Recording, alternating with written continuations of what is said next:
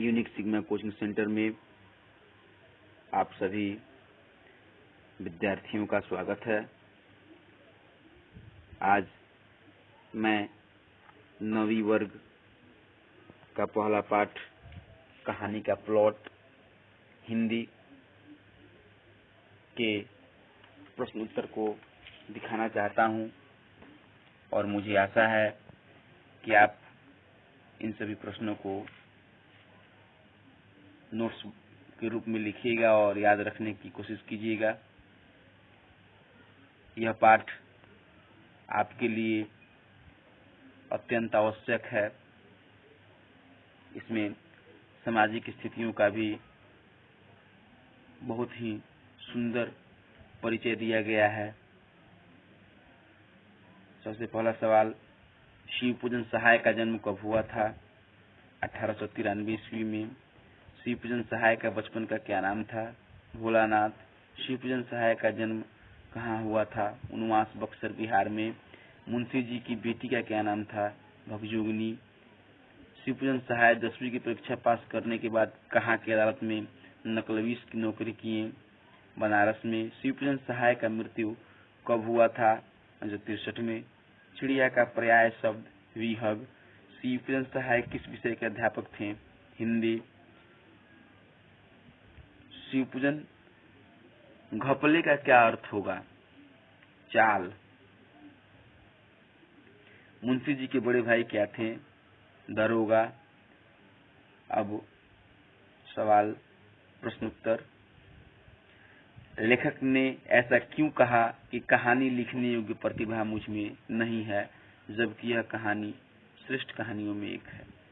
लेखक ने अपने इस वाक्य से यह प्रमाणित करने का प्रयास किया जिसे रहीम जी ने कहा था दोहा के रूप में, बड़े बड़ाई ना करे, बड़े न बोले बोल, और रहीमन हीरा कब कहे, लाख टका मोल। जो बड़े होते हैं खुद अपनी बड़ाई खुद नहीं करते, किसी औरों के मुंह से वो बड़ाई के पात्र होते हैं, बड़ाई सुनते हैं। उसी प्रकार शिव पूजन सहाय जी में उतनी प्रतिभा होने के कारण भी वे अपने आप को ऐसे प्रतिभावान नहीं मानते हैं।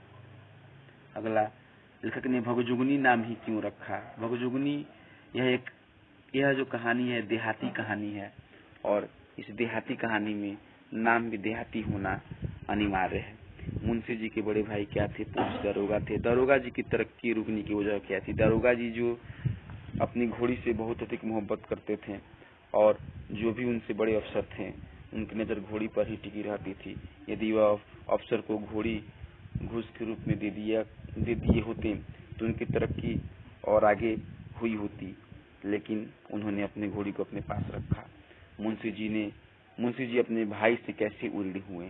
तो उस घोड़ी, बस दरोगा जी तो जो कुछ भी कमाए थे सब अपनी जिंदगी में ही सब फूंक ताप डाला था। एक घोड़ी जो थी जिसको बेच करके मुंशी जी अपने भाई से उड़ हुए। थानेदार की कमाई और फूस का तापना दोनों बराबर है, लेखक ने ऐसा क्यों कहा? जिस प्रकार फूस में आग लगा देने पर कुछ ही क्षणों में वह राख बन जाती है, उसी प्रकार थानेदारी की जो कमाई है वह यदि उसको संयोजा नहीं जाए तो जिस तरीके से आती है उस तरीके से खर्च होती है। इसीलिए लेखक ने ऐसा कहा है। विशेष रूप से आप आंसर को देख करके समझने का प्रयास कीजिएगा। मेरी लेखनी में इतना जोर नहीं, लेखक ने ऐसा क्यों कहा? फिर से वही बात, यहाँ भी आंसर को लिखने का प्रयास किया गया है क्योंकि भगजुगनी की जो स्थिति है वह बहुत ही दयनीय है, जिसके लिए शिव पूजन सहाय जी कहना चाहते हैं कि मैं इसकी दयनीयता का, दर्दता का इससे अधिक चर्चा नहीं कर सकता क्योंकि उनकी लेखनी में वह जोर नहीं हो पा रही है। भगजुगनी का सौंदर्य क्यों नहीं खिल सका? भगजुगनी बहुत ही गरीबी में अपना जीवन व्यतीत कर रही थी और गरीबी के कारण उसके शरीर का सौंदर्य और खिल नहीं सका, क्योंकि शरीर भी तभी सुंदर और सुघर बना रह सकता है जब उसकी देखरेख अच्छे तरीके से की जाए। मुंशी जी गलफांसी लगाकर मरना क्यों चाहते थे? मुंशी जी जब बूढ़े हो चुके थे तो उनकी एक बेटी थी भगजोगनी, जिसकी शादी विवाह का उम्र हो चुका था, लेकिन शादी विवाह के लिए इस आधुनिक जमाने में तिलक दहेज के रुपए पैसे के कारण वैसे अपनी संपत्ति को इकट्ठा नहीं कर पा रहे थे कि अपनी लड़की की शादी कर सके। तो एक बाप के लिए इससे बड़ा शर्म की बात कुछ नहीं हो सकता है कि वो अपने बेटी की शादी विवाह न कर सके। तो इन सभी स्थितियों के कारण मुंशी जी गल फांसी लगा के मरना चाहते थे। भगजोगनी का दूसरा एवं वर्तमान नवयुवक पति उसका ही सौतेला बेटा है। यह घटना समाज की किस बुराई की ओर संकेत करता है और क्यों यह घटना समाज की अत्यंत दयनीय स्थिति की ओर संकेत करता है, क्योंकि शुरू से लेके प्रारंभ से लेके अब तक हमारे समाज में स्त्रियों को लेकर बड़े से बड़े संत फकीर पैदा हुए और सबने स्त्रियों के स्त्रीकरण के लिए, उनके सशक्तिकरण के लिए चर्चा किया, लेकिन वह सिर्फ चर्चा में ही रह गया। उसकी स्त्रियों की स्थिति विशेष रूप से सुदृढ़ न हो पाई और यह घटना जो है समाज की बहुत ही नारकीय घटना के रूप में प्रस्तुत हो रही है।